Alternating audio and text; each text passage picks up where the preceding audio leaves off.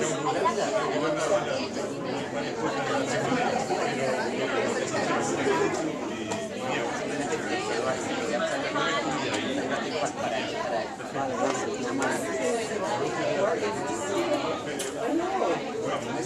the airport the other day, but he didn't recognize it. So we were really tired. We went on these flights from Miami to midnight. And we were like, but don't worry. I wasn't really like in a different Good to see you.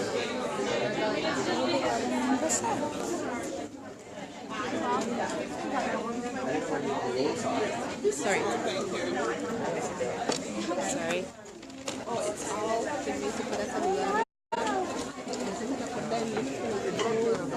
Yeah, we have them to produce them. You should see it over there.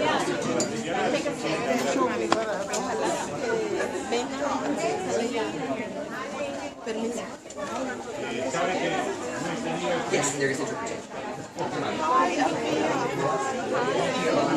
Oh, not at all. Not at all.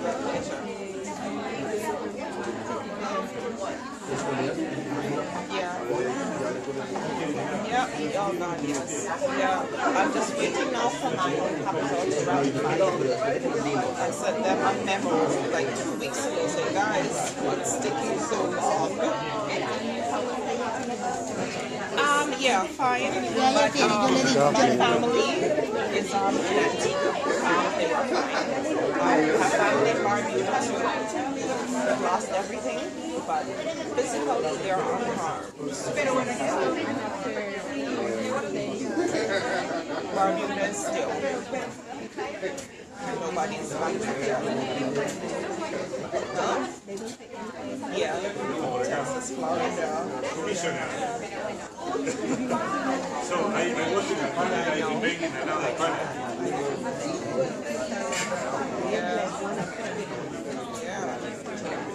And I'm going to be sitting here. Margaret here. Is Margaret?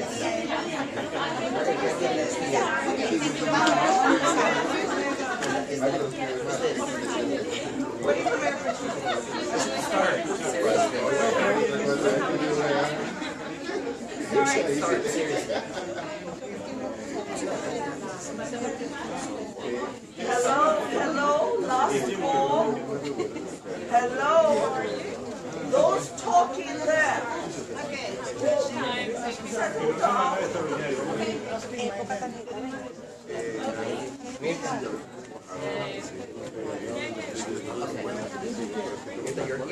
No, yo no sé cuál es.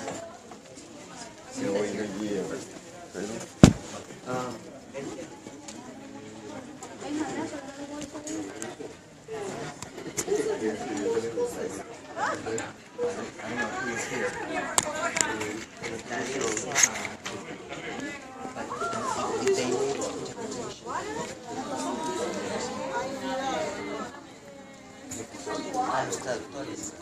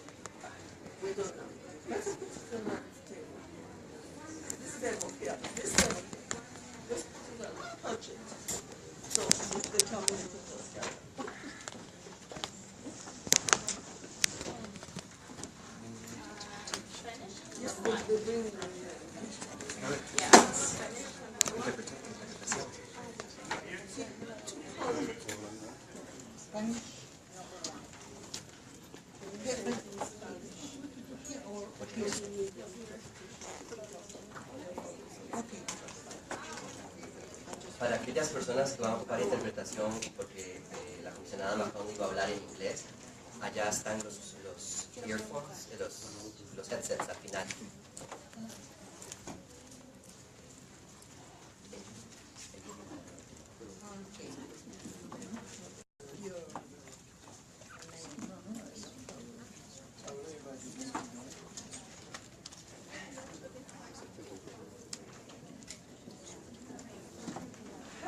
interpreters is English number 1.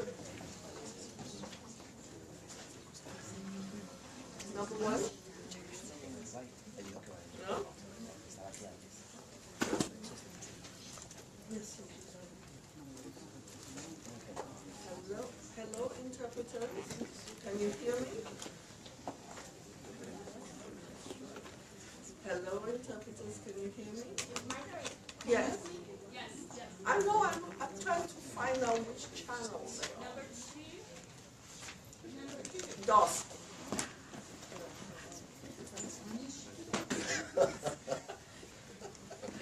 Yo comprendo. Gracias.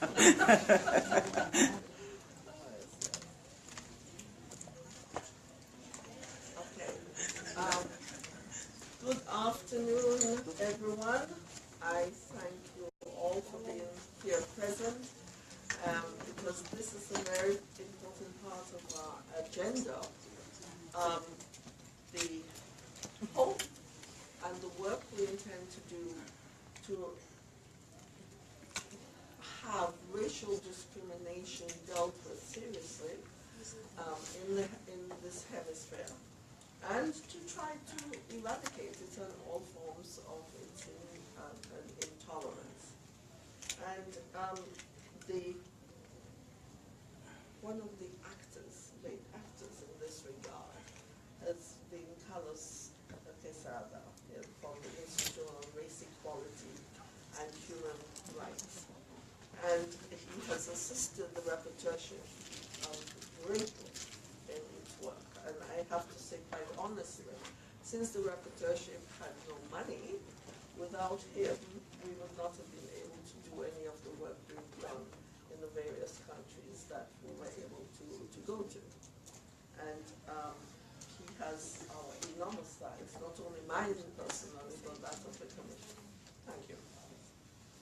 And this afternoon, I'm the moderator of this panel, a very powerful panel and group of people. The ambassador of Uruguay will be here shortly. He just had to step out of the room. And then we have Rita Maria Hernandez Bolaños, ambassador of Costa Rica, and who we're happy to have first country to ratify, and Carlos Quesada, of course, and Elende Sierra Bravo, Vice President of the National Association of Displaced Afro-Colombians, and Martha Colon, President of the Center of American Black Organization, and Diodo Diem, the United Nations Special Rapporteur on Contemporary Forms of Racism, Racial Discrimination, Xenophobia, and Related Intolerance.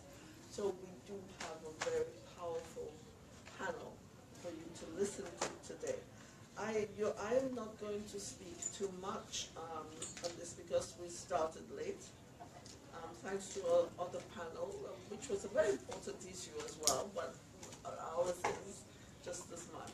But I just wanted to remind you of this fact that the convention is now in force. Well, it is in force because two ratifiers, which it's required, have signed. That is the first, the state of Costa Rica, and the second, the state of Uruguay. So it is now in force. Now we have to work on getting some more ratifications and to have it universally ratified in the hemisphere. Leaving aside the country we know, which will never ratify it, where we're sitting now. Anyway, that's beside the point. We have countries that have signed, that's Antigua and Barbuda, Argentina, Bolivia, Brazil, Chile, Colombia, Ecuador, Haiti, Panama, and Peru. And I assure you, I've spoken to each and every one of the ambassadors of those countries, and we have some firm promises in relation to their ratifications. And with that, I'm not going to go on any of the other things to talk about definitions and so on in the convention, but suffice it to say, it is a much more forceful instrument, and it contains more up-to-date provisions than the universal system own declaration on the issue. So it is important for our area, our region, for there to be universal ratification and, of course, implementation across the board. So with that, I'm going to call on... Oh, yes, of course, yes. I'm sorry. Yes. I will call on the... Do I call an order of ratification? Yes, I think so. Yeah. Yes, Costa Rica first, and then my learned brother friend there. Yes, I'll call on the ambassador, alternative representative from the mission of Costa Rica to say a few words to us. Thank you. Buenas tardes a todos, distinguidos panelistas, con quienes tengo el honor de compartir esta mesa, representantes de los países miembros y organizaciones de la sociedad civil. Primero quiero agradecer al Instituto Internacional sobre la Raza, Igualdad y Derechos Humanos, en la persona de su director ejecutivo, Carlos Quesada, y a todos sus colaboradores por invitarnos a participar en este panel. Aprovecho también para agradecerles el reconocimiento que le hicieran al presidente de Costa Rica por haber sido el primer país en ratificar la convención en marzo de este año. Esta participación la voy a hacer en 4 partes para un seguimiento de lo que voy a expresar, y es hablar un poco sobre la convención, luego un poco sobre los trámites de aprobación legislativa, tercero, la acción complementaria de Costa Rica sobre la aplicación de normas referidas a la no discriminación, y finalmente una reflexión. El acto de ratificación de Costa Rica de la Convención se realizó formalmente el 12 de diciembre de 2016 en la sede de la organización. La importancia que le dio mi país a esta firma y ratificación es para nosotros motivo de orgullo. Todos sabemos que los trámites legislativos de aprobación de convenios internacionales son muy lentos.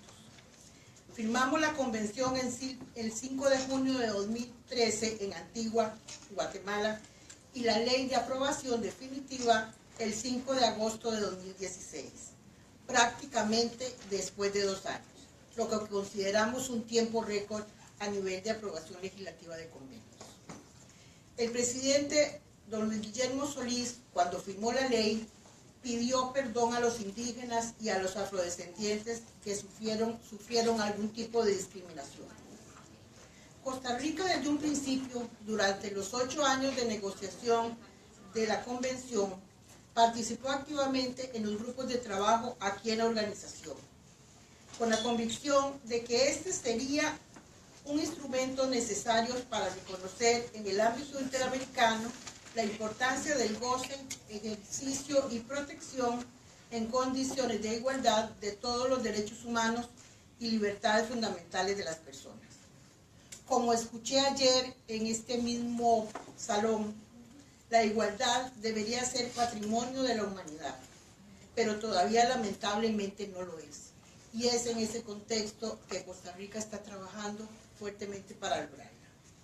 Costa Rica, desde la conferencia de Durban del 2001, asumió su compromiso de establecer un plan de acción contra el racismo, y con las observaciones recibidas del primer examen periódico universal presentado ante el Consejo de Derechos Humanos en 2019, adoptó el decreto ejecutivo 38140 en 2013. La política nacional para una sociedad libre de racismo y discriminación racial y xenofobia, cuyo objetivo general es que el Estado adopte medidas eficaces que propicien la generación de prácticas sociales inclusivas y respetuosas de la diversidad. La Convención, en palabras del secretario general de la época, tiene los siguientes méritos: reafirmar, actualizar y perfeccionar algunas de las nociones consagradas en la Convención Internacional sobre la eliminación de todas las formas de discriminación racial de la ONU de 1965, especificando para las Américas el contenido democrático de los principios de igualdad jurídica y no discriminación. En su artículo 4, establece los deberes de los estados ampliando conductas discriminatorias, refiriéndose a la Convención Interamericana de Derechos Humanos. De igual manera, desde ese artículo 4 hasta el artículo número 14, establece medidas no discriminatorias dentro de esta convención. También se tiene garantizado el cumplimiento de mecanismos de protección y seguimiento contemplados en su artículo 15, que remite a la comisión las peticiones con denuncias. Establece además un comité interamericano para la prevención y eliminación del racismo, la discriminación racial y la intolerancia, que será el encargado de monitorear la aplicación. Así las cosas, desde el punto de vista del contenido de la convención, que ya se encuentra en vigencia, ya deberíamos estar pensando en constituir ese comité, y en ese sentido instamos para que eso se realice. En cuanto a nuestros trámites de aprobación legislativa, para Costa Rica fue de gran motivación reconocer el esfuerzo de los países de la región en lograr adoptar la convención, y el Poder Ejecutivo la envió para su aprobación a la Asamblea el 14 de octubre de 2014, brindándole todo su apoyo político y convocándola a sesiones extraordinarias en las que se envían los proyectos prioritarios para la administración. En nuestro Poder Legislativo, en la Comisión de Asuntos Internacionales, fue conocida y debatida dentro de un ambiente muy positivo. Se realizaron las consultas y todos los órganos consultados recomendaron su ratificación como una herramienta necesaria para que los estados reafirmen su compromiso con la igualdad real. Un factor muy positivo que nos ayudó a tomar todas las decisiones en adelante fue el nombramiento por el presidente de la República de un comisionado para la afrodescendencia, que brindó toda la asesoría y apoyo político necesario para los pasos a seguir, tomados para facilitar la entrada en vigencia de la Convención. En cuanto a las acciones complementarias, incluso realizadas antes de la entrada en vigencia de la Convención, aún sin ratificar, cuando solamente la habíamos firmado, Costa Rica aprobó la reforma constitucional al artículo 1 de nuestra Constitución Política, el 24 de agosto de 2015, proclamando que Costa Rica es una república libre, democrática, independiente y además multicultural y multiétnica. En consecuencia, con esto hemos trabajado en conjunto con la Comisión de Estudios de Afrodescendencia de la ONU y la Defensoría de los Habitantes, promoviendo centros de educación libres de racismo.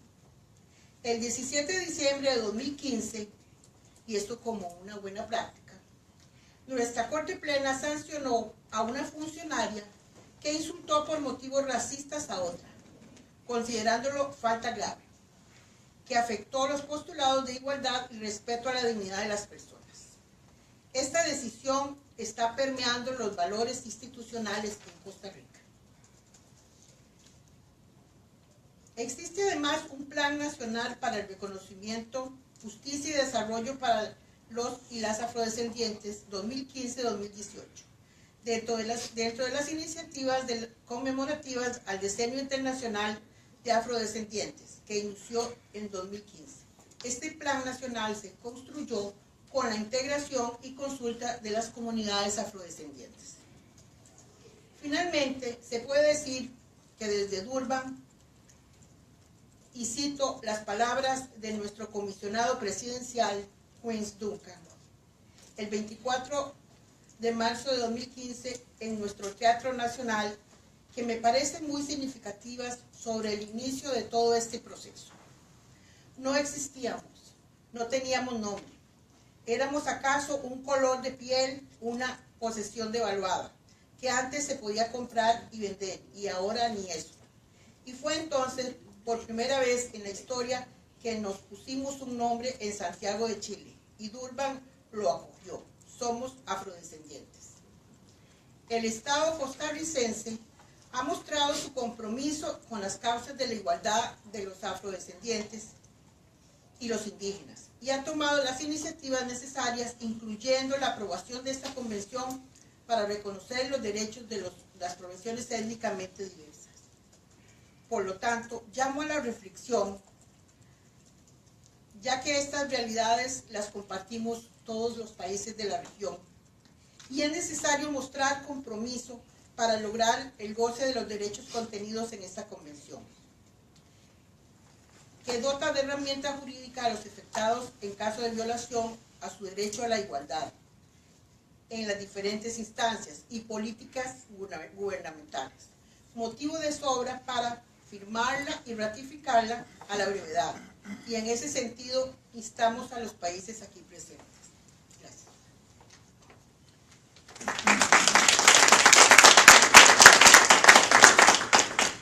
Thank you very much, Ambassador. Can I just take a moment? I did a grave faux pas by not seeing that you were here. The person who did all this work for so many years and chaired the sessions and for hours and so on is here. Joy D. Davis Lake of Antigua and Barbuda. There she is. Please. No, we are in your debt. We are in your debt for that committed work that you've done. You did for so many years. And then we have the convention in force. Great. Thank you so very much, and thank you for being here. I now call on the ambassador from Uruguay to speak to us. Madam Commissioner Margaret Nicholas, Señor Carlos Quesada, distinguished panelists.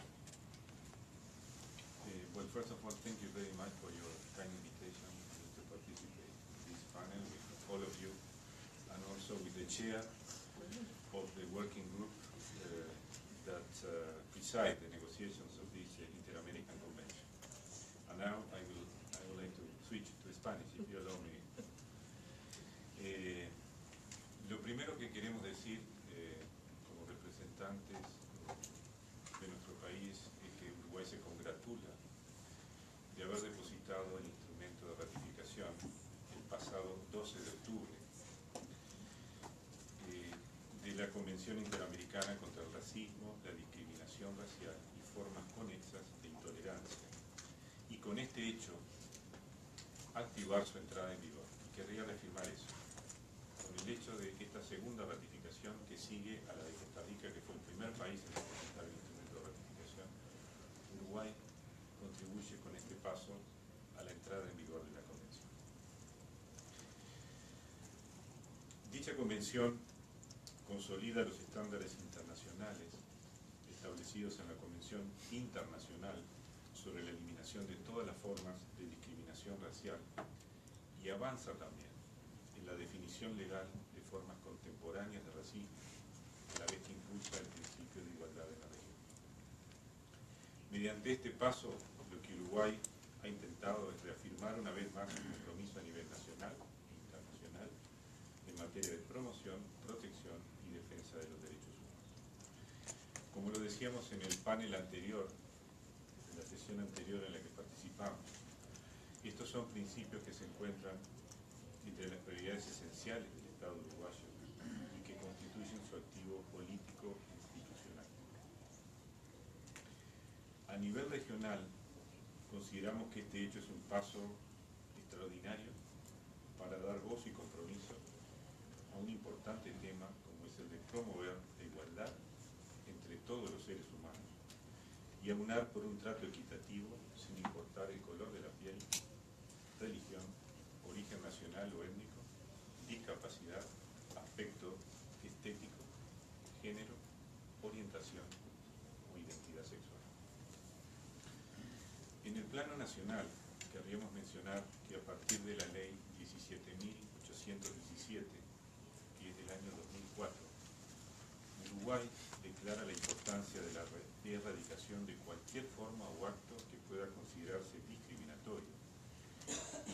ese momento la Comisión Honoraria contra el Racismo, la Xenofobia y toda otra forma de discriminación.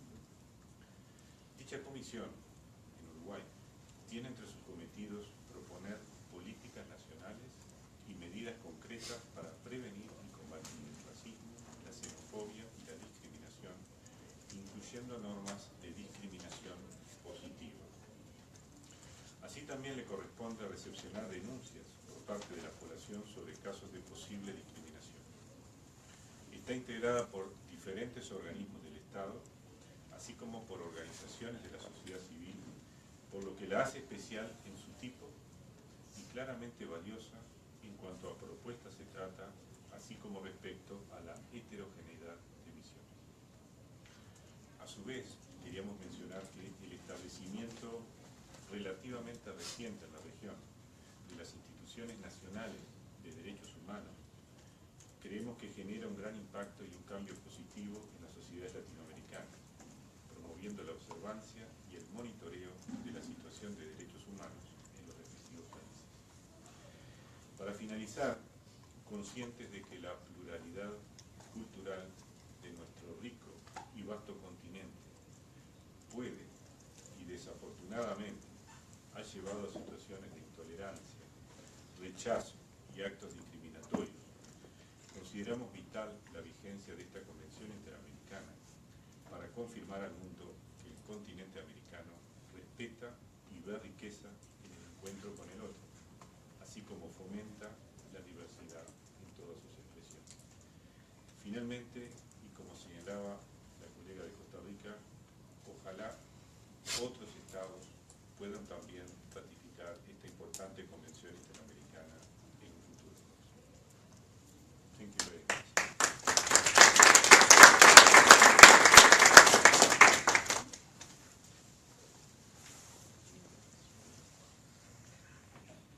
Thank you so very much, Ambassador Hidden. I have to say that when we were in Uruguay, I had the honor of accompanying Carlos to meet the president, and we met him from 2 hours of the city in Trinidad, yes, at a school for little children, and we gave him the plaque and all that there in the presence of these little children, who of course were asking what is it about and so on and so forth. And it was sort of extremely touching. And then the children surrounded us, even after he had left, still want to find out what all this was really about, which is a good thing, because you get to them at a very early age. And it was very touching. I now invite Carlos Casado, the head of the Institute on Race Equality and Human Rights, to speak with us. Well, thank you very much, Margaret. Well, good afternoon. Before we begin, I would like to express my thanks to Ambassador Hugo Cairuz Marin of Uruguay, Ambassador Rita Hernandez, alternative representative of the Costa Rican mission to the OAS, our friend Erlendi Cuero from the National Association of Displaced Afro-Colombians, and Mirta Colon, president of the Central American Black Organization. And it was a surprise for me to see one of my mentors here at the last minute in the program, Mr. Dudu Dian, former UN Special Rapporteur on Contemporary Forms of Racism. He's been he knows very well about racial discrimination in Latin America, in the Americas, and in the world, so thank you very much. And of course, Commissioner Margaret McConnelly, Vice President of the Inter-American Commission on Human Rights and Rapporteur on the Rights of Persons of African Descent and Against Racial Discrimination. Ladies and gentlemen, I'm going to switch to Spanish now. El Instituto sobre Raza, Igualdad y Derechos Humanos es una organización internacional no gubernamental de defensa y protección de los derechos humanos que trabaja con contrapartes y activistas locales en América Latina para promover y proteger los derechos de las poblaciones en condiciones de vulnerabilidad, ya sea por su origen nacional o étnico, su orientación sexual o identidad de género. Fortalecemos a las organizaciones de base para que se conviertan en actores políticos y promuevan cambios estructurales en los países donde trabajamos. Nuestra metodología de trabajo se basa en la capacitación técnica, la documentación de las violaciones a los derechos humanos y el trabajo de incidencia política nacional e internacional para lograr cambios estructurales sostenibles. Si bien es cierto, trabajamos en todo el continente, actualmente tenemos programas en Colombia, Cuba, Brasil, República Dominicana, Panamá y Perú. Es un orgullo dirigirme a ustedes, ya que a mediados de noviembre del presente año entró en vigor la Convención Interamericana contra el Racismo, la Discriminación Racial y Formas Conexas de Intolerancia. Un sueño hecho realidad que empezó en el año 2000, como un poco lo mencionaba ahorita, que la Conferencia de las Américas de Santiago, donde se aprobó en el Plan de Acción de Santiago un acápite que llamaba a los Estados de las Américas a preparar, en el contexto de la Organización de Estados Americanos, una convención contra el racismo, la discriminación racial, xenofobia y formas conexas de intolerancia, para ampliar el alcance de los instrumentos internacionales existentes al incluir medidas sobre las nuevas manifestaciones de racismo, discriminación racial y formas conexas de intolerancia. Desde Global Rights, la antigua organización para la que trabajaba, hasta la que fundé el instituto, seguimos y seguiremos de cerca el proceso, haciendo un trabajo de incidencia muy fuerte con las misiones, primero aquí en Washington, con el movimiento afrodescendiente en la región y con diputados y miembros de los gobiernos de la región. Hemos venido trabajando por más de 15 años con la Comisión Interamericana de Derechos Humanos. Solicitamos la creación de la Relatoría para Pueblos Afrodescendientes y contra la Discriminación Racial hace más de 10 años y estamos trabajando con la Relatoría desde hace más de 10 años, la Relatoría que dirige la comisionada McConaughey, para visibilizar las violaciones a los derechos humanos que enfrentan las comunidades afrodescendientes, incluyendo los afrodescendientes pertenecientes a la comunidad LGBTI. Hemos coauspiciado visitas de la Relatoría a Brasil, Colombia, Costa Rica y Uruguay, entre otros. De hecho, llevamos a la comisionada McConaughey a la firma de la Ley 9558 en Costa Rica en agosto del 2016, cuando Costa Rica ratificaba la convención. Aprovechando la visita del presidente de Costa Rica, el señor Guillermo Solís, a Washington en marzo del presente año, le hicimos un acto de reconocimiento en la que participó también la comisionada McConaughey. Y hace aproximadamente un mes también con la comisionada McConaughey tuvimos un acto de reconocimiento que le hicimos al presidente Tabaré Vázquez, que ya Margaret habló de ello, entonces no voy a hablar más, en la ciudad de Flores, en Trinidad, en Uruguay. Es que realmente, efectivamente, fue muy, muy emotivo. Sin temor a equivocarme, esta convención se ratificó gracias al empeño de la sociedad civil afrodescendiente de la región y al trabajo de incidencia constante entre las organizaciones nacionales, diputados afrodescendientes, la voluntad política de los estados y aquellos interesados en la temática afrodescendiente. Desde que la convención fue aprobada en la Asamblea General de la OEA de Antigua Guatemala en el 2013, gracias también a la entonces presidenta del grupo de trabajo encargada de redactar la convención, Joy D. Davis Lake, aquí presente, de la misión de Antigua y Barbuda. Muchísimas gracias. Pero hay una persona también que a mí me gustaría agradecer, que se ha quedado como borrada en el camino, pero ha vuelto a aparecer, y es el señor Silvio Albuquerque, de la misión de Brasil ante la Organización de Estados Americanos, quien desde el año 2004 impulsó la convención. Nosotros lo llamamos el padre de las convenciones, en realidad. Pero Silvio ha sido recientemente electo como miembro del Comité que monitorea la Convención Internacional contra todas las formas de discriminación racial. Entonces ya estamos en contacto con el CERT y con Silvio.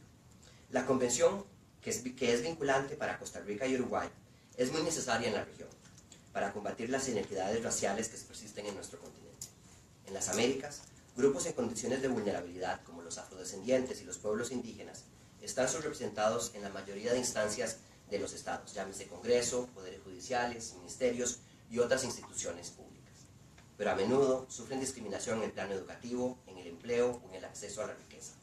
Tienen acceso limitado a los sistemas de salud y educación adecuado y, por supuesto, sufren de discriminación en el sistema de administración de justicia, ya sea como víctimas o como victimarios.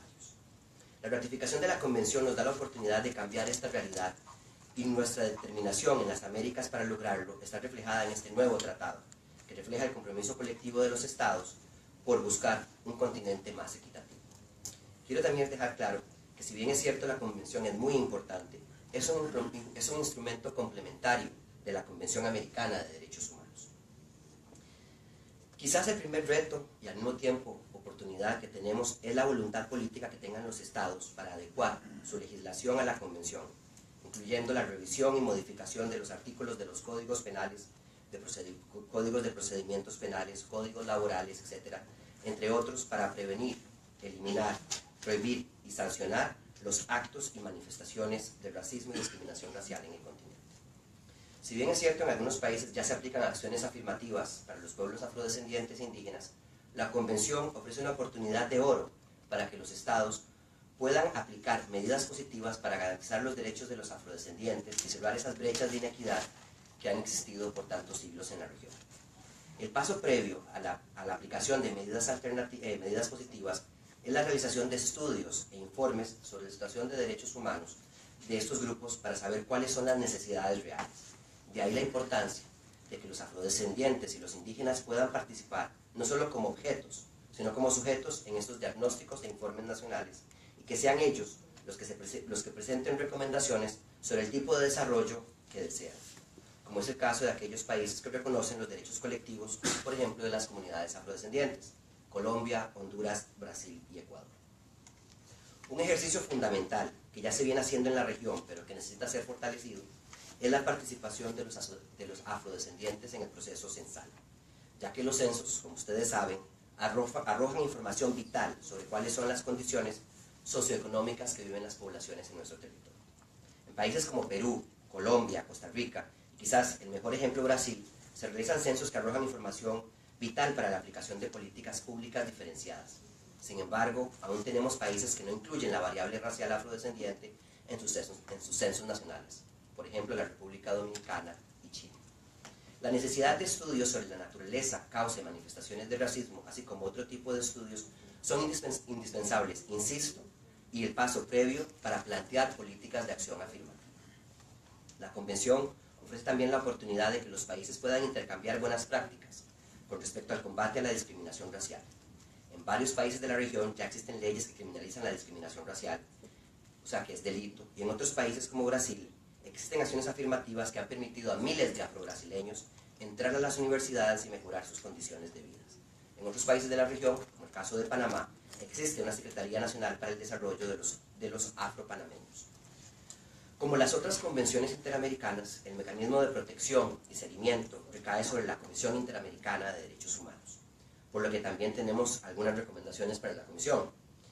Es necesario e imprescindible una relatoría fuerte, dotada de recursos y personal técnico capacitado y familiarizado sobre la cuestión racial en el continente, que permita ofrecer asistencia técnica a los estados como a la sociedad civil para acabar con esas condiciones de inequidad.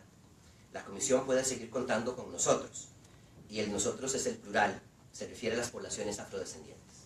Para finalizar, quisiera reiterar nuestro compromiso por combatir la discriminación racial y expresar que la Convención complementará los instrumentos internacionales y regionales para combatir la discriminación racial. Como lo dijimos en el 2003, cuando yo trabajaba en Global Rights, lo reiteramos hoy.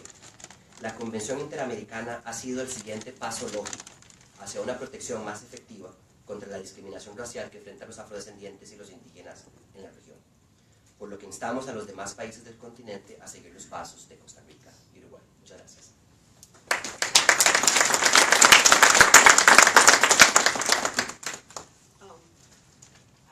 Thank you, Carlos. I now invite my sister on my left, Ellen Bravo. She's the Vice President of the National Association of Displaced Afro-Colombians, AfroDes. Yes.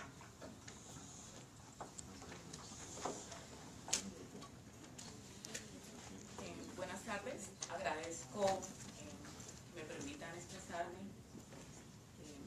al Instituto sobre Raza e Igualdad de Derechos Humanos en cabeza de su director Carlos Quesada, a Margaret, que en varias ocasiones ya nos ha estado acompañando en todo este proceso, y a los compañeros y compañeras panelistas. Además de representar la Asociación Nacional de Afrocolombianos Desplazados, hoy soy miembro ejecutivo de la Mesa Municipal de Participación Efectiva de Víctimas en la ciudad de Cali. Estas dos instancias, más mi propia vivencia, representan un trabajo arduo y experiencia en las situaciones que padecen las comunidades afrocolombianas. Entre estas podemos hablar de la falta de formación, me refiero a la capacitación idónea. Hoy los lugares donde se están formando nuestros niños, nuestras niñas, jóvenes, son lugares donde viven en un completo hacinamiento, donde en aulas educativas que pueden ser para 30 personas están 50, 60 niños, y a eso se le suman las condiciones difíciles de acceso, y podemos hablar desde la parte de las ciudades, de la parte citadina. En el campo esta situación es casi nula. El tema de educación nuestra es mínima. La falta de oportunidades para generar ingresos han llevado también a nuestras comunidades a vivir de rebusque diario, de las ventas ambulantes, y en los pocos casos que hay una formación es difícil que puedan acceder a un empleo con las condiciones dignas que necesita un ser humano. El difícil programa de acceso de vivienda a nuestras comunidades aún siguen, si están en el territorio, pues difícil ingreso al territorio. Las condiciones de vida no cuentan con saneamiento básico, pero además en las ciudades están ubicadas en guetos, asentamientos subnormales, que no permiten que una persona pueda desarrollarse dignamente, no pueda vivir en condiciones humanas. Además de estos, el consumo de todo tipo de sustancias psicoactivas. Hoy hay una gran preocupación porque nuestros niños a partir de los 5 años ya están consumiendo todo tipo de sustancias. Hoy tenemos una juventud que, si bien no podemos hablar de una esclavitud a través de las cadenas, también hoy tenemos que hablar de una esclavitud mental, porque a medida que domina el cerebro, la cabeza de un joven, de un niño, pues finalmente esa persona termina obedeciendo y haciendo y convirtiéndose en un desecho humano que de una u otra manera representa un problema para la familia inicialmente, pero también para la sociedad.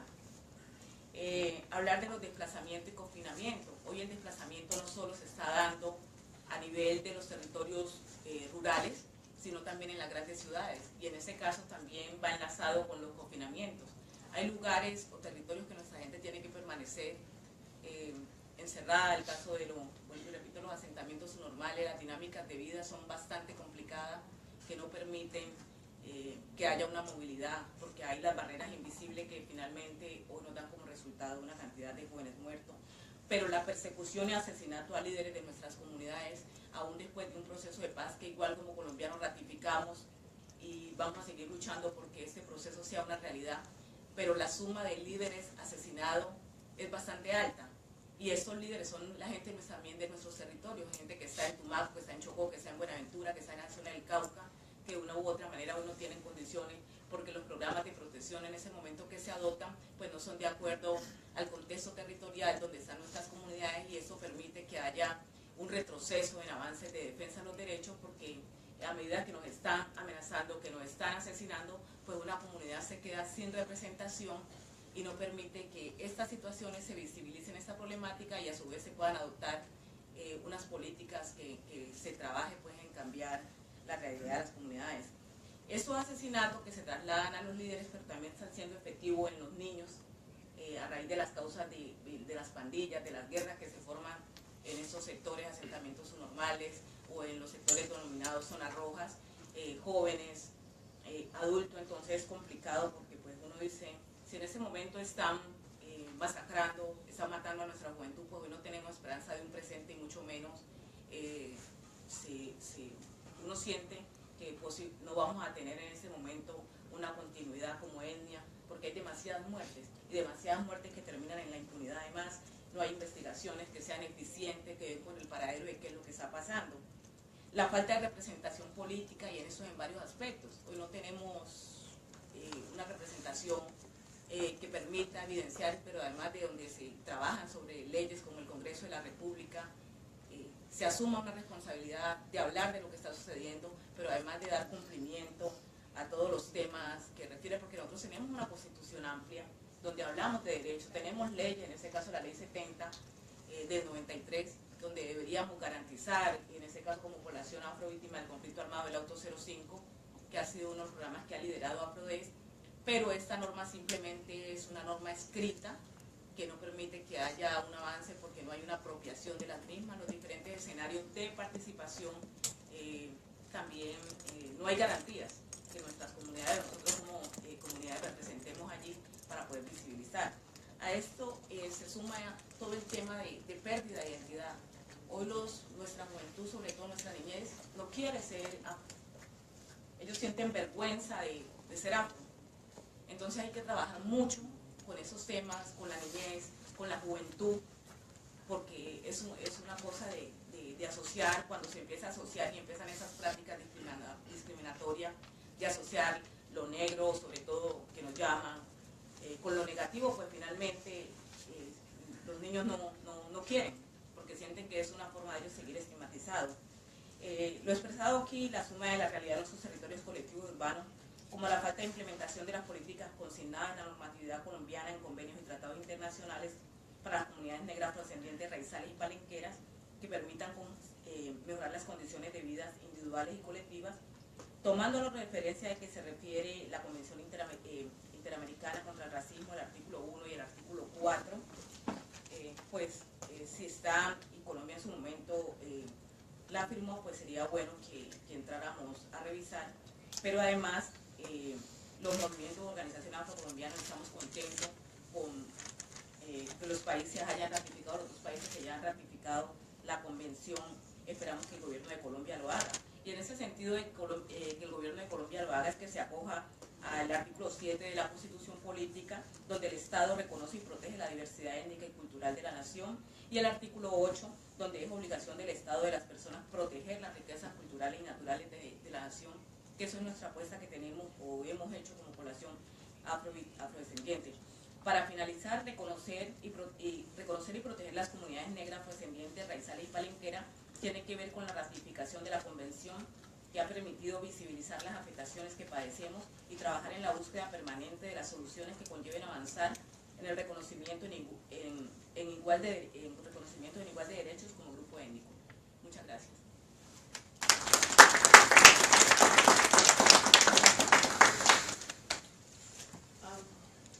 I thank Alendi for that, bringing the reality to us by her presentation, and this is what we need, which indicates the right on that for this kind of instrument and its proper implementation. I now invite Martha Colon, President of the Central American Black Organization, to give her own presentation. Thank you, Martha. Muy buenas tardes, mesa principal. En nombre de la Organización Negra Centroamericana quiero también agradecer el espacio que se nos ha permitido participar en este espacio de diálogo sobre la Convención Interamericana contra el Racismo, un diálogo que nos permitirá examinar los retos y desafíos. Quiero comenzar por darle un saludo especial a Margaret por ese liderazgo que está tomando sobre los derechos de los afrodescendientes contra la discriminación racial. La Organización Negra Centroamericana, conocida en sus siglas como ONECA o Central American Black Organization, CABU, representa a las comunidades afrodescendientes en la región centroamericana.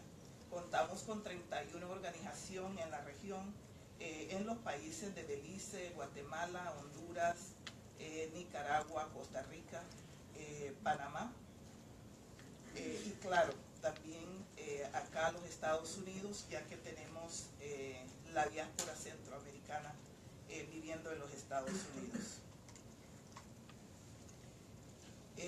La Organización Negra Centroamericana se funda con la finalidad de hacer más visible la presencia de las comunidades negras en Centroamérica, fortalecer la vida social, política, económica, cultural y organizativa, habiendo nacido en la ciudad de Tangriga, en Belice, el 25 de agosto de 1995. Queremos señalar algunas preocupaciones sobre las violaciones de derechos humanos que ocurren en la región de las comunidades afrodescendientes, en la región centroamericana. Esto a pesar de los convenios adoptados y compromisos asumidos en el seno de la ONU y la OEA, en particular hoy que ya contamos con un convenio. Tenemos todavía el problema de las tierras y territorios, la desigualdad social, la desigualdad educativa, la desigualdad de oportunidades, la desigualdad económica, las violaciones constantes de derechos básicos. Centroamérica ha sido el escenario de muchas luchas comunitarias pacíficas lideradas por afrodescendientes. ONECA ha participado en espacios importantes en los procesos sobre derechos humanos en Centroamérica y la América Latina, donde se exhorta a los estados a crear e implementar foros permanentes para asuntos afrodescendientes, y somos miembros del Consejo Consultivo del Sistema de Integración Centroamericano. Todo esto en la búsqueda de inclusión social, de derechos colectivos, por participación política. Hemos tenido avances y retrocesos. Algunos de los logros adquiridos, en este caso de Honduras, fue obtener un espacio en el gobierno con una Secretaría de Pueblos Indígenas y Afrodescendientes. Esto durante un gobierno. Esta Secretaría le permitiría recursos directos a las organizaciones de sociedad civil para resolver los problemas dentro de sus comunidades. Llega un nuevo gobierno, decide que la Secretaría no es relevante y la remueve sin una consulta previa con las comunidades de esta región. Esto causa descontento, frustraciones, no solamente eso, sino también el sentirse desvalorizado y el de no existir un compromiso real con estas comunidades. Tenemos el caso del señor Omar Suazo, líder comunitario de la comunidad garífuna de Sambo Creek, jurisdicción de la Ceiba Atlántida, quien fue detenido desde el mes de mayo. Él estaba amenazado de muerte y de víctima se convirtió en victimario. Él es el que está preso y no ha habido tan siquiera desde mayo, sigue siendo sin levantarse cargos en contra de él y sigue estando preso. Recientemente estuvo hospitalizado por haber contraído tuberculosis en la cárcel.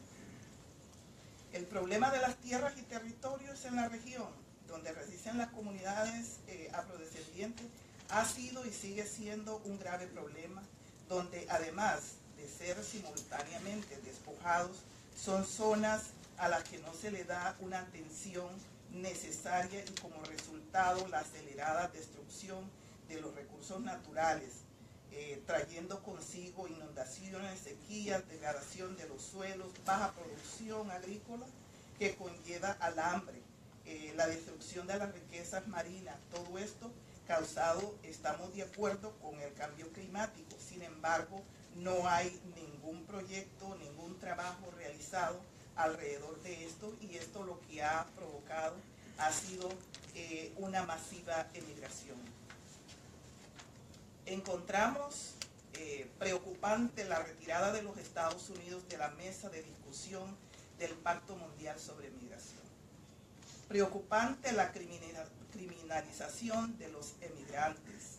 Preocupante la negación de renovar el TPS a los haitianos y a los centroamericanos.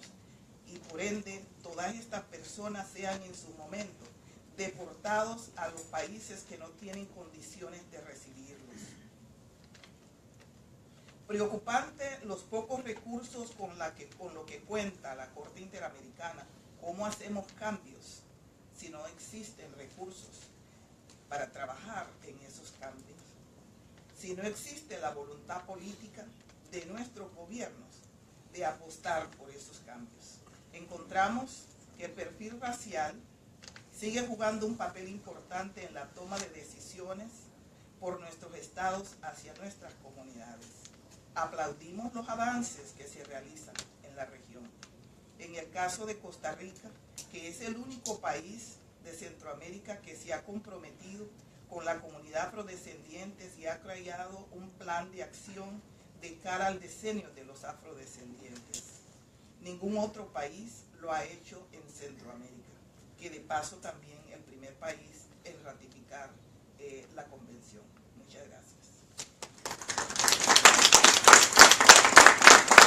La violación de los derechos humanos de los afrodescendientes centroamericanos sigue siendo una realidad permanente, donde la participación de los pueblos a través de ejercer el sufragio no es clara, donde las medidas que puedan garantizar los derechos individuales y colectivos no son claros.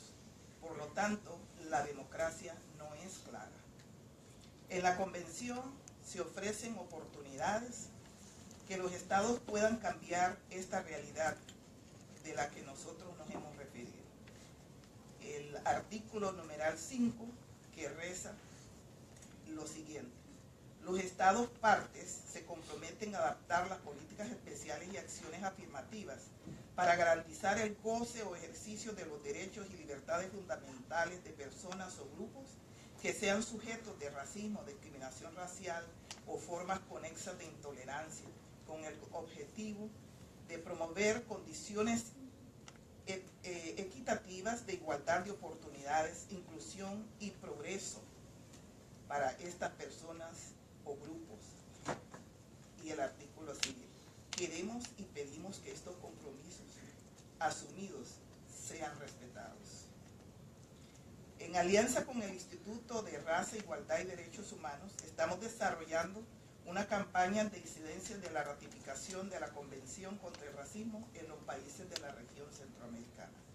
De hecho, la Asamblea General de la ONECA se realizará este fin de semana en la ciudad de Dangriga, Belice, que es los días viernes y sábado de esta semana, donde nosotros hemos incluido los puntos de agenda que es la Convención Interamericana contra el Racismo, la discriminación racial y todas las formas conexas de intolerancia. Unidos para el Progreso, United for Progress. Muchas gracias.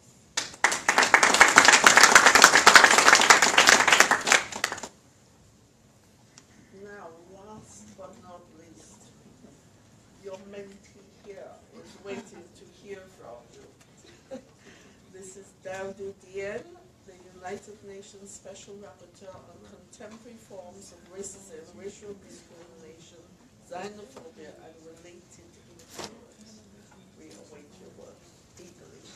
Thank you, Mrs. Macaulay. I first would like to thank you and Paul Abrao, because Paolo is the one who invited me here. He knew I was in Washington today for the presentation of this book on memory justice and transitional justice. So I thank you, and I would like to say I am not from this region. I'm Senegalese. But I know Senegal very well. You look Senegalese. I got engaged in Senegal. You look like Senegalese. She's from Sierra Leone. But I have two major experience of the region. One as a special rapporteur for 6 years on racism. I investigated racism and published reports on several countries in the region: Colombia, Brazil, Guatemala, Honduras, Nicaragua, Trinidad and Tobago, Dominican Republic, etc.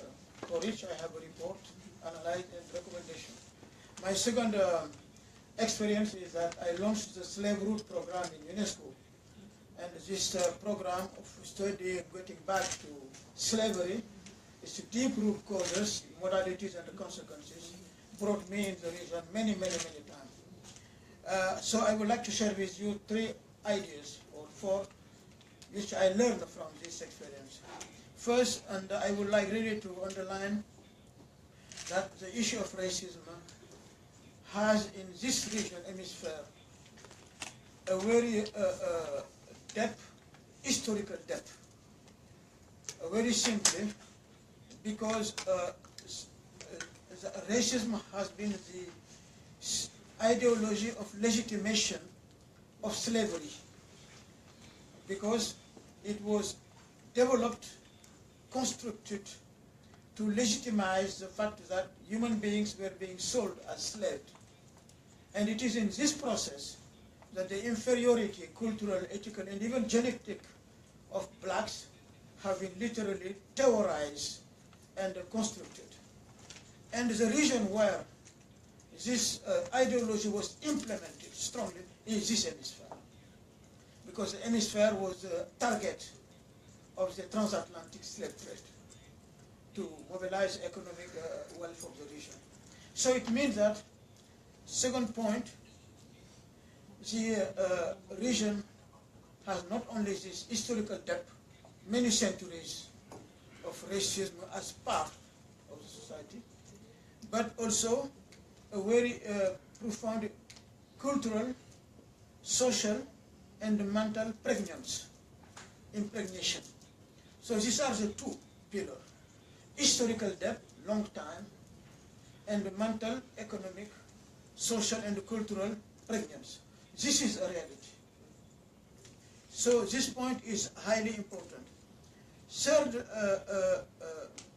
idea I want to share with you is that the three domains, the three fields where racism is most profound is the issue of first identity. First, the identity of the region. Because this point I made it, Madam Macaulay, at the UN Human Rights Commission, because one form of racism is invisibility. And geographic invisibility first was the first expression of racism in this hemisphere. I never utilized the form of Latin America, and I never utilized it. I utilized South America. Because saying Latin America is a denial of the three roots of the region: Amerindian, African, and European. So when you say Latin America, you give to the region the identity of the conquistador, of those who have conquered, and you deny the roots of Afro-descendants and Amerindians. So this is highly important, identity of the region. And now, second point of identity is a national identity. In most of the South American countries, the national identity has not integrated the Amerindians and the Afro-descendants. They are not part of the national identity as it is framed by history, by education, etc. The second point is culture, and the last one is society. In these three domains, which are the concrete domain: identity, culture and heritage, and society, the two big issues are invisibility and silence. Historical silence, it means that the history books of all the region, very few, they start now, in Brazil especially, to talk about the place of Amerindian and Afro-descendant. Silence, historical silence. And historical silence on slavery, etc. So silence and invisibility, social, economic, and cultural invisibility. So these are the two expressions in the hemisphere of this historical depth and the very profound pregnancy, mental and cultural of racism. In this context, one result expression, one concrete image is that when you analyze, as I did in all these countries I investigated, the countries, you find that there are two maps which are coinciding, two maps. The map of social, political, and economic marginalization coincide with the ethnic map. Those who are marginalized are Afro-descendant and Amerindian. And that map coincide with the economic map. So the coincidence of two maps. The map of social, economic, and political marginalization coincide with the ethnic map.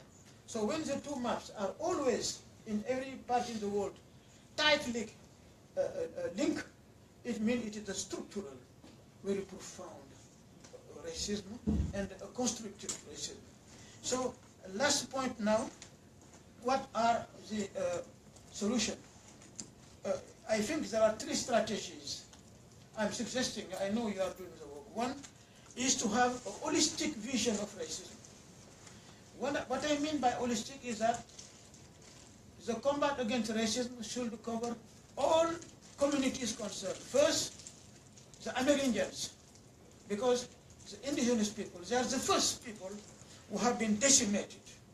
It is because of their decimation that the Afro-descendants were brought by slavery. And often, Madam Macaulay, in the work of racism here and elsewhere, especially in some of our Afro-descendants, they forgot the Amerindians. And I think it is a very big mistake. The Amerindian communities are the first who have been victims of discrimination. And I remind you of different historical facts. Now, so holistic view, it has to target, cover Amerindian, Afro-descendant together, because they suffer from the same expression, even if the causes are not the same. There is a second strategy, I think, is legal. Racism has to be combated by the law, by justice. It means that it is important to investigate if in every country of the region, the national legislation has recognized racism and has elaborated legislation to punish it and protect the victim. This is something important. It is not done in all countries. But the legal strategy has to be regional. It is where this region is in advance compared to other regions of the world, because South America is the only region where a regional convention against racism has been drafted. It is the only region. There is no other part of the world where there is a convention. So this is immense progress. And I know that Brazil played a key role. I was invited in some of the meetings to start preparing the convention. So this is a key positive development in this background which I try to describe. So the second strategy is legal, combating racism by law, by justice. The third strategy is non-denial. In fact, it is the first strategy, because for many years the existence and the reality of racism has been denied by governments, you know. And in Brazil, they even spoke about racial democracy, etc., and telling you about music and football, etc.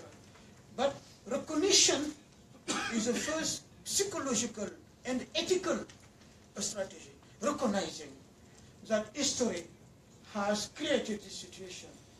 And it is in line with what Jean-Paul Sartre, the French philosopher, said. He says that, I quote it, I'm sorry, I will conclude.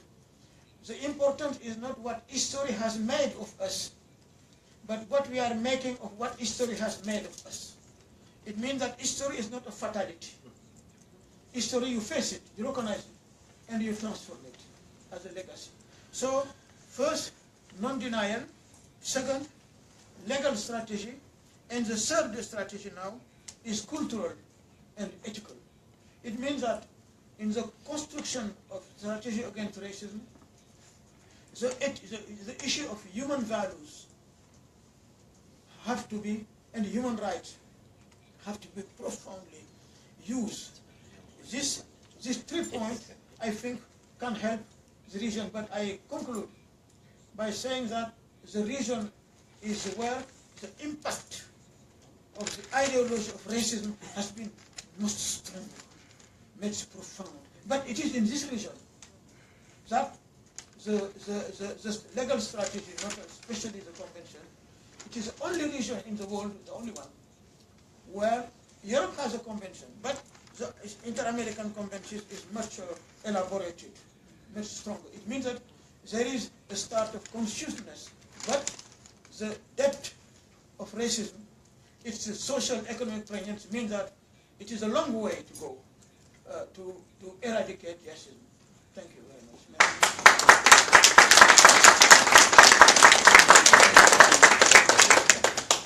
Wow. Now I understand why Carlos says you are his mentor. He's my young brother.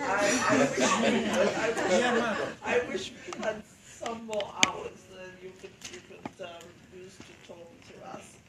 And I must say that there are some things that made me happy and made me big-headed as well.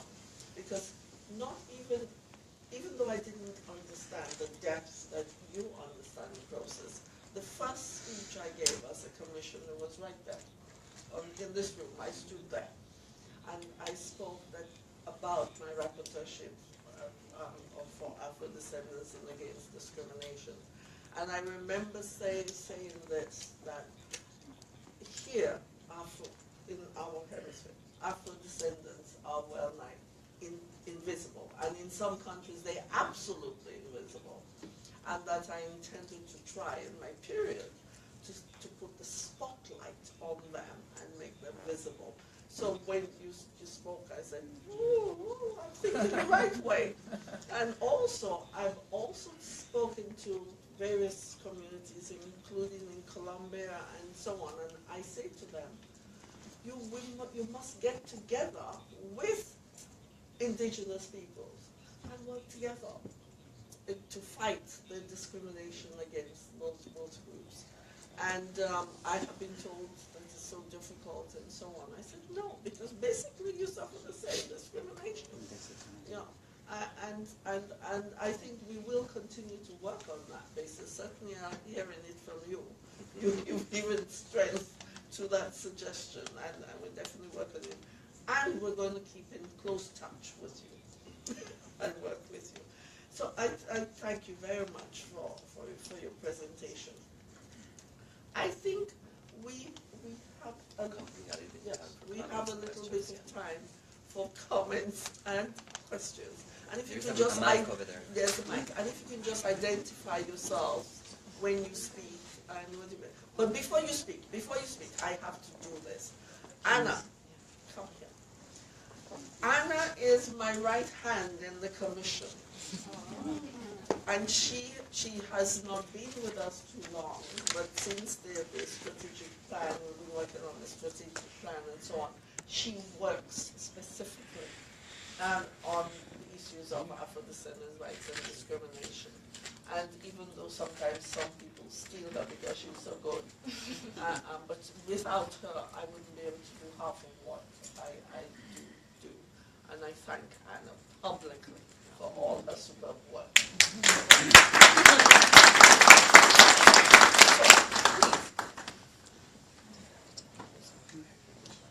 Yes, just say who you are and if you're any organization you belong to or what have you. Buenas noches, yo soy Elber Quiñones. Bueno, tap it. Oh, yeah. Sí. Elmer Quiñones, hago parte del Consejo Nacional de Paz Afrocolombiano y hago parte al mismo tiempo de la Comisión Étnica. La Comisión Étnica es una unión entre pueblos indígenas y afrodescendientes y creo que el señor Doug tiene toda la razón en analizar, digamos, los temas de discriminación de manera conjunta. Nosotros en esta lucha conjunta, por ejemplo, logramos que el Acuerdo de Paz de Colombia integrara un capítulo étnico que ha sido trascendental, pero es precisamente en ese contexto que quisiera hacer pues un comentario y una pregunta. Es claro que los afrodescendientes en Colombia son uno de los grupos más afectados por el conflicto armado.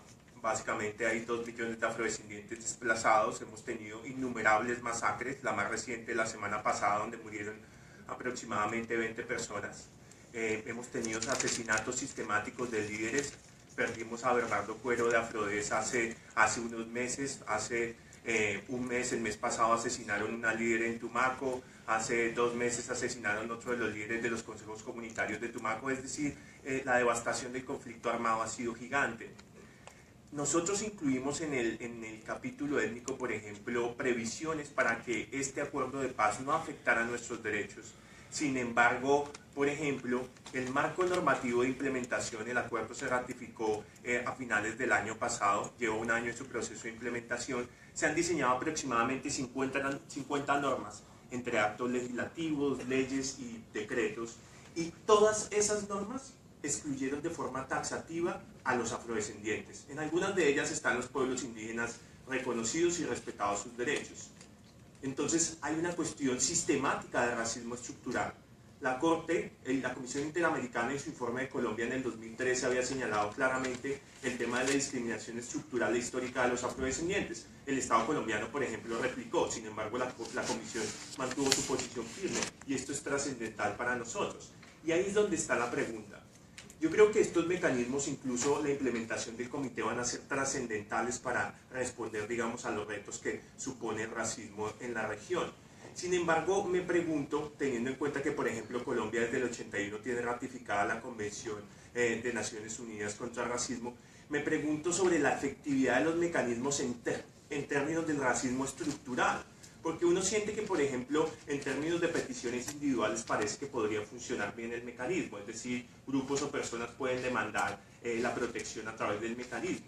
Pero, por ejemplo, cuando el racismo tiene estas dimensiones, por ejemplo, que nos excluyeron sistemáticamente del desarrollo, digamos, normativo de las normas del proceso de paz, a pesar de que son nuestros territorios y nuestras comunidades las que están más afectadas y las que en este momento están siendo destruidas por el conflicto armado que continúa en el país, uno se pregunta cómo hacer para que estas convenciones tengan realmente efectividad en la lucha, no contra casos específicos de discriminación racial, sino contra el racismo estructural que sigue y persiste en los estados. Y agradezco al señor Doudou por su excelente presentación, que creo que da muchas luces hacia el camino que creo que debemos implementar, pero creo que el gran reto es luchar contra el racismo estructural e institucional que persiste en las Américas. Gracias. Yes, we'll take some questions.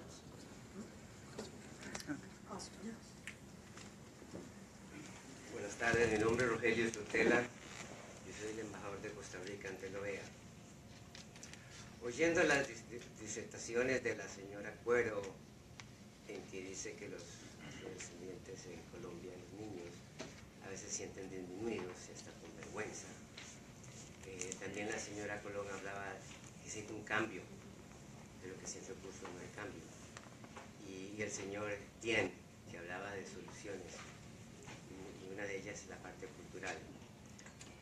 Yo pregunto, porque no sé, pregunto, si en el Instituto de Raza y Ecualidad conoce de campañas que se hayan hecho a nivel de la escuela, educación de primaria o hasta en el mismo kinder, donde se hable de la equidad étnica. Más que de contra la discriminación racial, la equidad étnica. Todos sabemos que la educación es la llave de todo, para superar barreras, para deshacer costumbres arraigadas, para para los estigmas, deshacer estigmas. Pero la educación al primer nivel queda en el cerebro de los niños. Crecen así. Y ellos mismos van a preguntar a sus padres. Y los padres mismos van a empezar a cuestionarse su comportamiento por lo que están los niños contándole que les enseñan en las escuelas. Entonces la pregunta es, sí, el instituto conoce de campañas de estas que se estén llevando a cabo. Y si no, sería una forma de iniciarse precisamente en la solución. Muchas gracias.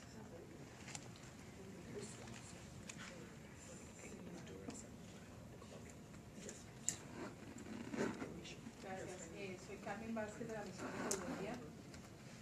Yo primero que todo quiero agradecer que en el Foro de Derechos Humanos se incluyó este tema, gracias a Carlos Quesada, por supuesto, y agradezco mucho a todos los panelistas las excelentes intervenciones que nos han ilustrado mucho. Quiero saludar especialmente a Arlendi, conozco muchísimo su trabajo, conozco su liderazgo en la defensa de los desplazados por el conflicto armado, y yo sí creo que es una muy buena noticia para el país que tengamos un acuerdo de paz y que ese acuerdo de paz vaya incluido específicamente en un capítulo étnico. Lo que tenemos que hacer es buscar la forma de que ese capítulo étnico se pueda implementar, que la comisión étnica pueda hacer su tarea y su trabajo, porque para eso se construyó, además este capítulo étnico se construyó con las comunidades. O sea, no fue un capítulo étnico que se inventó de pronto el gobierno, no, fue trabajado con las comunidades negras, las comunidades indígenas, y ese es un ejemplo, como lo decía el compañero anteriormente, de que las comunidades indígenas y las comunidades negras se pueden articular y unir para hacer trabajos conjuntos en pro de sus derechos. Entonces yo sí creo que tenemos una muy buena oportunidad de transformar positivamente los territorios para que situaciones como las que nos relata el Lendi no se vuelvan a repetir. Tuvimos y lo que tiene que ver sobre todo con el asesinato de líderes, que no solamente es una preocupación del gobierno, sino es una preocupación del Estado. La semana pasada precisamente estuvo el señor fiscal general de la Nación acá, y las noticias son alentadoras. No teníamos los resultados de investigaciones, ahora lo estamos teniendo.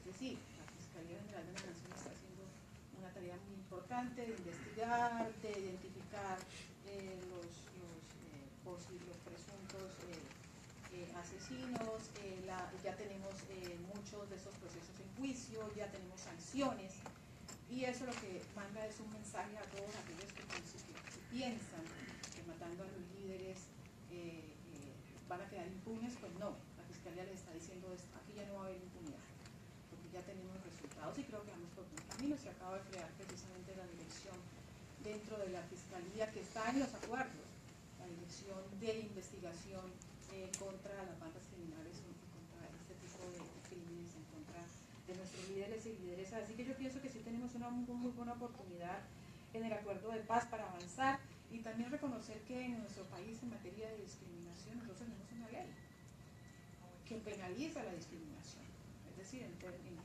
muy naturales, es el que discrimina se va para la cárcel. Lo que tenemos que hacer es poder ayudar a nuestras comunidades y a todo aquel que es víctima de una discriminación a poder utilizar esta ley, poder llegar a las instancias judiciales, que quienes recepcionan las denuncias de discriminación entiendan que están frente a un acto de discriminación, y hacer también un acompañamiento a la víctima que es discriminada, porque eso afecta psicológicamente a las personas. El tema de la discriminación, yo creo que tenemos muchas oportunidades de avanzar en materia de lucha contra la discriminación, y en eso estamos en nuestro país, pero necesitamos, por supuesto, a todos los líderes y lideresas, a todas las organizaciones que nos ayuden a mirar dónde tenemos que hacer la tarea, dónde tenemos que hacer más énfasis, qué tenemos que hacer como Estado para no permitir más discriminación y acabar con este flagelo en nuestro país. En cuanto a la ratificación de la convención, es un compromiso de nuestro país hacerlo. Esperamos que avancemos muy pronto. Nosotros tuvimos el año pasado, digamos, la iniciativa en el Congreso, pero ustedes conocen también que toda la implementación del acuerdo de paz se dio en el segundo semestre de este año, y digamos que la agenda legislativa estaba dedicada exclusivamente a toda la normatividad del acuerdo de paz, pero el compromiso sigue firme. Sabemos que es una herramienta importante, es una herramienta necesaria para acabar de una vez por todas con la discriminación, junto, por supuesto, a toda la tarea institucional que ha hecho nuestro país en la creación de normatividad y en la creación de normas y leyes que la prohíban y la penalizan. Muchas gracias.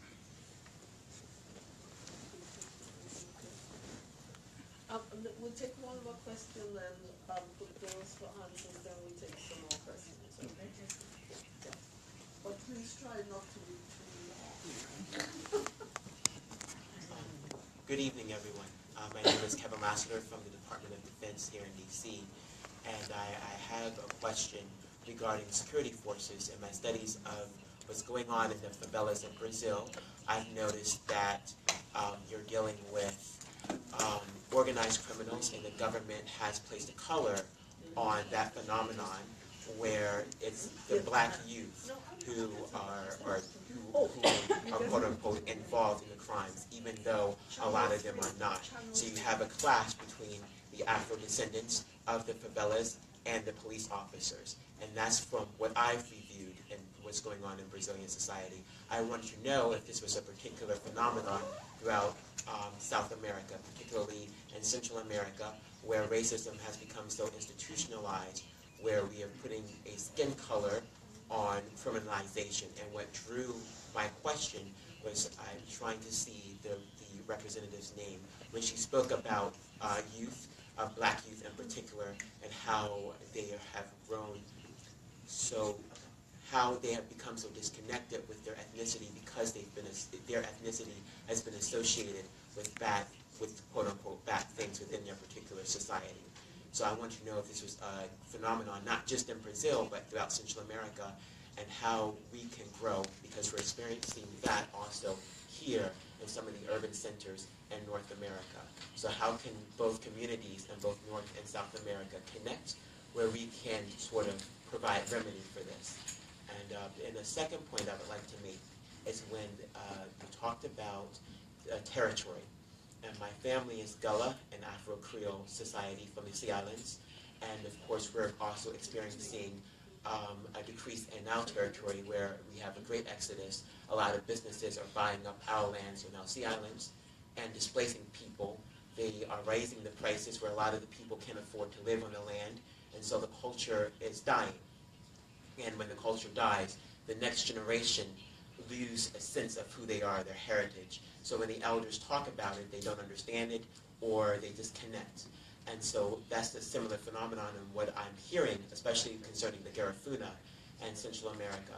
So how can we collaborate with the Sea Islands here in North America and with the communities in South America, where we can bring about sort of a renaissance of Afro-descendant culture, where we can talk about land preservation and cultural preservation, and especially when opponents talk about progression and what it means to progress in our societies, where we take this land because we're trying to progress. But as you're trying to progress, you're killing our culture. So where can we meet in the middle? And how can both communities in North and South America connect over that issue as well? We'll take your question two at once and then... Buenas tardes a todas y todos. Jonathan Mateus, de Venezuela Diversa. Quería una consulta a la ciudadana relatora en relación a qué acciones de monitoreo viene realizando la relatoría para garantizar la interseccionalidad de lo que tiene que ver la orientación sexual, identidad de género, el estatus migratorio, la discapacidad, la niñez y la posición económica o la pobreza en cuanto a la afectación de los derechos de las personas LGBTI, gays, lesbianas, bisexuales y trans, que sufren de lo que hemos catalogado algunos activistas como endorracismo homofóbico, como el hecho de que yo soy un hombre gay, negro, me genera discriminación, me hace víctima de discriminación dentro de la misma comunidad negra, como los activistas defensores del movimiento negro no quieren reconocer en países del Caribe, de Sudamérica, incluida la misma Venezuela, la condición inherente de la orientación sexual e identidad de género frente al racismo, y quieren obviar sus responsabilidades frente a la discriminación conexa que implica el hecho de ser LGBT y negro o afrodescendiente. ¿Qué acciones concretas viene adelantando la relatoría? Desde los estados, de los representantes del Estado, sé que Venezuela actualmente es un régimen dictatorial que imposibilita y que está sometiendo al pueblo en una crisis humanitaria, donde no hay medicinas, donde no hay alimentación, y que los grupos históricamente vulnerados, donde están los afrodescendientes, gays, trans y bisexuales, se les imposibilita el poder acceder a medicación y accesar a la alimentación para poder garantizar su derecho a la vida. ¿Qué acciones concretas o qué recomendaciones pueden elevar desde su estatus de representantes diplomáticos, o qué recomendaciones podrían elevar al gobierno venezolano para que volvamos a tener democracia en Venezuela y poder avanzar en las luchas que las comunidades afrodescendientes, donde estamos los gays, las lesbianas, los bisexuales y los están presentes, podamos seguir avanzando? Y finalmente, ¿qué estrategia nos puede recomendar el señor relator especial de la ONU para el tema de racismo para que se pueda acabar con la criminalización, la doble criminalización y discriminación de los LGBT en razón de su condición racial en el Caribe y en América Latina en general?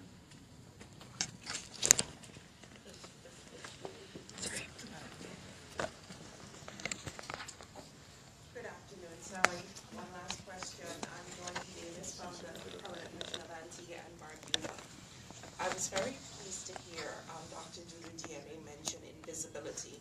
It is a problem in our hemisphere because, frankly, the only times that I know that there are black people in certain countries is every 4 years during World Cup soccer, when the soccer team comes out. Another place where particularly blacks are scarce to non-existence is in institutions of higher learning.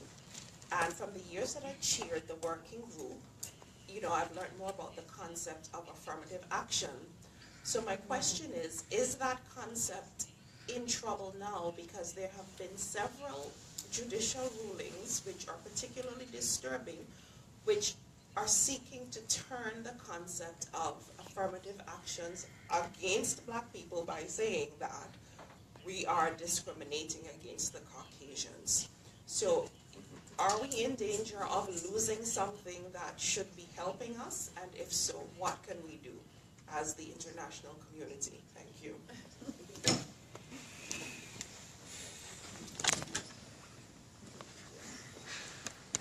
If you don't mind, I'm going to call on the members of the panel to answer, and to answer as concisely as they can.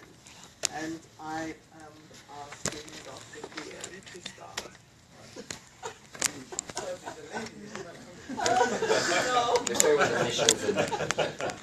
I am an outsider, so I'm sure.